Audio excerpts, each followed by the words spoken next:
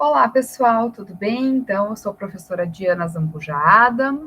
Hoje, nesse vídeo, então, a gente vai iniciar o estudo das curvas de transição no projeto, então, o projeto horizontal de uma rodovia, certo? Bom, lembrando que a curva de transição, ela é uma curva que ela tem uma curva circular, porém, ela necessita de dois trechos de espiral para fazer, então, essa transição entre um trecho em tangente até chegar a uma curva circular simples. Tá?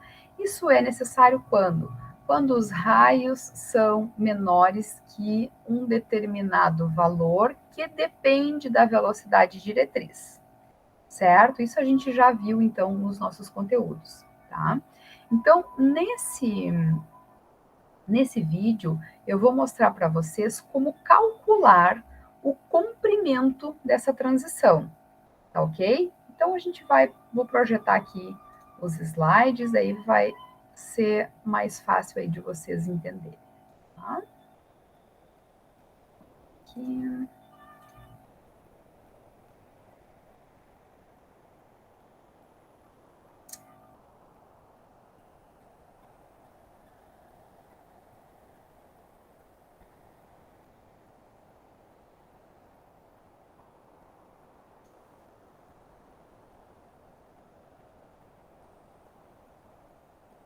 Aqui, curva de transição, certo? Então, ela é um recurso, né, para raios que são menores, um determinado valor, que é mostrado nessa tabela, a gente já viu, né, que dependendo da velocidade diretriz, que é função da classe técnica da rodovia, nós temos então um limite de raios, que raios inferiores a esses eu preciso colocar então uma curva de transição, certo? Raios maiores do que esses, então a curva de transição é dispensável. Lembrando que, quando a gente tem uma transição, a gente aumenta o número de pontos notáveis, certo? Esses pontos notáveis, então, eu preciso marcar lá nessa rodovia exatamente o ponto em que se sai da tangente e se entra na transição. Então, a gente vai chamar esse ponto de TS. Depois a gente marca o outro ponto onde sai da transição e entra na curva, vou chamar de SC. Então, ele percorre toda a curva circular e entra na transição novamente, denotado então por um ponto CS, e finaliza, né, saindo da transição e entrando na tangente, então marcado por um ponto que se chama ST. Essas simbologias, né, essas siglas, na verdade, ela vem do inglês, né? Então, sai da tangente, entra na espiral, que é spiral, né? Sai da espiral e entra na circular, sai da circular e entra na espiral de novo, sai da espiral e entra na tangente. Bem? A melhor curva, né, que foi aí estudada para que se faça uma transição, que o veículo tenha, então, essa sinalização que ele vai entrar numa curva de uma forma bem gradual, é uma curva que a gente chama de espiral ou clotoide. Algumas bibliografias chamam ela de clotoide, porque ela tem aí uma variação do raio, que é uma variação adequada, tá? Então, o que que acontece?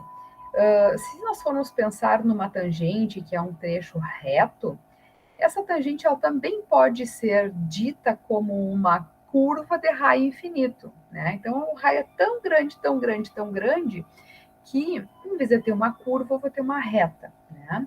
Então, eu saio de um raio infinito e vou variando o raio, né? E a espiral, a clotoide, ela tem essa variação gradual do raio até chegar ao raio determinado, né? Até chegar ao raio constante. Então a gente diz que a clotoide, a espiral, ela ajusta esse raio de tal forma que ele sai de um raio infinito até chegar aquele raio que é definido por nós projetistas, certo? Na verdade, isso é um cálculo, a função que define, né, a equação que define, é função, então, da aceleração centrípeta, né? E aí existe uma variação gradual desta aceleração, o que faz uma acomodação melhor aí, né, dessa transição. Tá? Bom, vimos então os pontos notáveis, né, da curva de transição. Aqui, imaginem que a gente está vindo da tangente por aqui, chegamos no TS, né, desenvolvemos a transição, aí chegamos na curva circular, né, essa curva com raio constante, que é esse trecho em amarelo, saímos dessa curva circular, entramos na transição novamente. Os comprimentos que são importantes nesse momento é o comprimento da transição, que a gente chama de LC. Tá?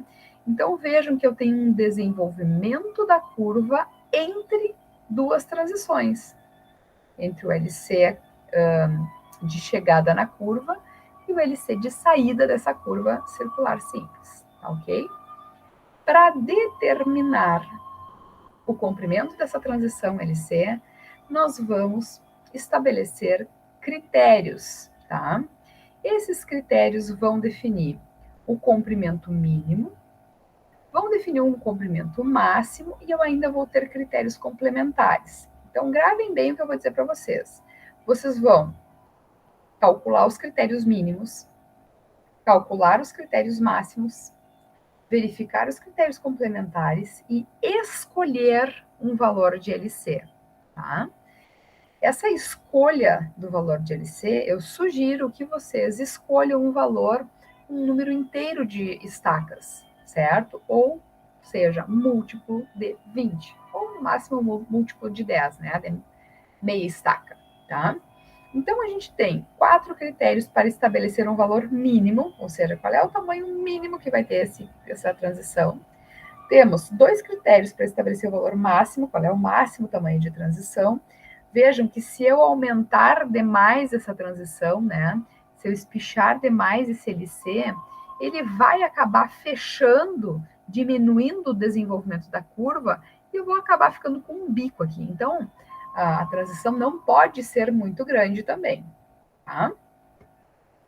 Vamos aos critérios. Então, para estabelecer o valor mínimo, o mínimo absoluto é 30 metros, ou a distância percorrida pelo veículo na velocidade diretriz durante 2 segundos, tá? Então, fazendo as conversões aí da unidade de velocidade, a gente chega que o comprimento mínimo pode ser definido, então, por 0,56 vezes a velocidade em quilômetros por hora. Eu vou chegar num valor que eu vou avaliar. Se ele for menor do que 30, né, então o meu mínimo absoluto vai ser 30. Critério da fluência ótica para raios superiores a 800 metros. Então, eu tenho que o mínimo é 1/9 do raio. O terceiro critério, o critério do conforto, tá? Critério do conforto. Então, ele estabelece que o comprimento mínimo da transição é a função da velocidade e de um coeficiente, certo? Uma taxa mínima admissível da variação da aceleração. Esse coeficiente é função da velocidade diretriz, certo? Então, eu calculo C através da fórmula 1,5 menos 0,009 vezes a velocidade, coloco aqui na fórmula e coloco o valor do raio que foi definido por vocês projetistas, certo? Menos a superelevação, que vocês aprenderam a calcular, por isso que eu acabo dando a superelevação antes de entrar na curva de transição, porque a gente precisa dela aqui para esse critério, né? Então, superelevação vezes a velocidade dividido por 0,367 vezes esse coeficiente, tá? Aqui eu coloco novamente o cálculo da superelevação, né, para vocês recordarem. Lembra, verifiquem que eu tenho 2 parcelas, né? Uma parcela aqui e a outra aqui, né? Então, aplicação direta de fórmula. E o último critério para definir o mínimo é a máxima rampa de superelevação, certo? Imaginem que o eixo da rodovia é esta linha tracejada aqui. Esta linha, né, ela vai dividir o bordo interno e bordo externo da curva. No momento que eu faço uma curva, a gente já viu que existe um recurso geométrico que se chama superelevação, ER, que vai inclinando essa pista. Essa pista vai inclinando, né, transversalmente, de tal forma que gera aqui uma rampa, né, uma rampa com uma altura ΔH. Então, existe um valor máximo para esse ΔH, tá? Ou seja, máxima rampa de superelevação. Então, vai definir, vai me ajudar a calcular o último critério para definir o valor mínimo de LC. Então, eu vou multiplicar FM, que é um fator multiplicador, tá? Em geral, esse fator multiplicador é 1, porque ele estabelece que o giro é de uma faixa. Mesmo que você esteja trabalhando com duas faixas, né? Uma que vai e a outra que vem, o giro ele se dá no eixo. Então, tu faz o giro de uma faixa. Então, a gente vai usar o fator multiplicador 1. Se você tem pista dupla, aí sim, aí duas faixas serão giradas e o FM será 1,5. Mas, basicamente, a gente vai trabalhar com esse valor de 1. LF é a largura da faixa de trânsito que vocês vão lá no planilhão, né, e vão ver se é 3, 3,30, 3,5, 3,60, né, que vai depender da classe da rodovia. Que multiplica a superelevação, vocês também já calcularam, dividido pelo R máximo, ou seja, pela rampa máxima de superelevação. Essa rampa, ela é tabelada, vai depender da velocidade, e ela tem aí valores de 1 dividido por 137 para velocidades de 40 km por hora, 1 dividido por 154 para 50 km por hora, 1 dividido por 169 para 60 km por hora. Para 70 km por hora, a gente tem 1 para 185, para 80 km por hora, 1 para 200, para 90, 1 por 213, e acima de 100 km por hora, a gente tem 1 para 233. Ele entra aqui nessa forma exatamente como uma divisão, né? Se vamos supor lá que a sua velocidade seja 60 km por hora, o valor que vai aqui é 1 dividido por 169. Coloca na fórmula, acha o valor mínimo. Percebam, eu vou achar 4 valores mínimos, né? Eu posso encontrar até 4 valores mínimos. Qual é o mínimo que eu vou escolher? Eu vou escolher o maior valor do mínimo, certo? O máximo valor que encontrei nesses 4 critérios para o critério mínimo. Agora a gente tem o critério máximo. Então são 2. Ou eu vou adotar um valor igual ao raio, tá? De comprimento máximo, ou eu vou estabelecer um valor em que o motorista vai ficar 8 segundos percorrendo a transição na velocidade diretriz. Fazendo as conversões, eu chego numa forma de 2,2 vezes a velocidade em km por hora, tá bem? Então, eu tenho esses 2 critérios. Qual dos 2 critérios eu vou escolher? Bom, eu estou estabelecendo 2 valores máximos. Eu vou escolher o menor deles, tá? O menor deles. Porque se eu escolher o maior, obviamente ele vai infringir esse outro valor menor, tá? Então, eu vou pegar o mínimo dos máximos. Resumindo, eu preciso escolher um valor de LC que fique entre o máximo dos mínimos e o mínimo dos máximos valores determinados por esses critérios, tá bem? Aí a gente tem alguns critérios complementares, né, que são recomendações que são recomendações do DENIT, né? A gente tem o critério do arredondamento, trabalhar com múltiplos de 10 e ainda, se possível, trabalhar com múltiplos de 20 para o valor de LC, tá? E aqui nós temos um critério complementar, que é o valor do DC mínimo, tá? Ora, se eu coloco uma transição, né? Aqui está a transição, aqui e aqui. E entre essas duas transições eu tenho uma curva circular de valor DC, né? Um comprimento DC. Esse DC, ele precisa ter um valor mínimo, né? Se eu aumentar a transição, eu vou reduzir o valor de DC. Então, lá a gente vai ver no próximo vídeo, quando a gente calcula os elementos da curva com transição, acho que o terceiro ou quarto passo, o segundo, terceiro ou quarto passo, é o cálculo de DC. Então, o valor de DC, ele tem que ser, no mínimo, 0,56 vezes a velocidade. Se ele der um valor inferior a este, eu tenho que escolher outro valor de LC menor, né, para acomodar esses elementos, certo?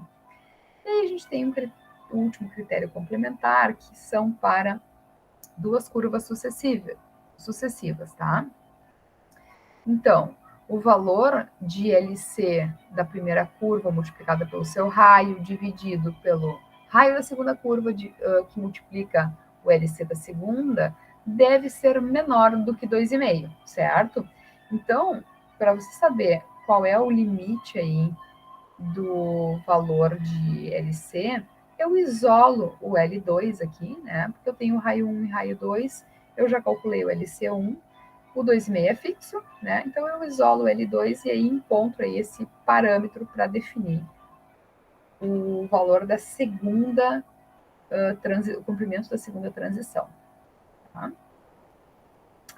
Certo, pessoal? Então, lembrando, né, que vocês têm esses parâmetros, máximo, mínimo e complementares, você define um valor, define um comprimento, e utiliza e faz a conferência lá quando estiver calculando, então, os elementos da transição. Tá ok? Então, para esse vídeo, né, é isso, certo? Então, no próximo a gente vai, então, ver como calcula efetivamente a transição.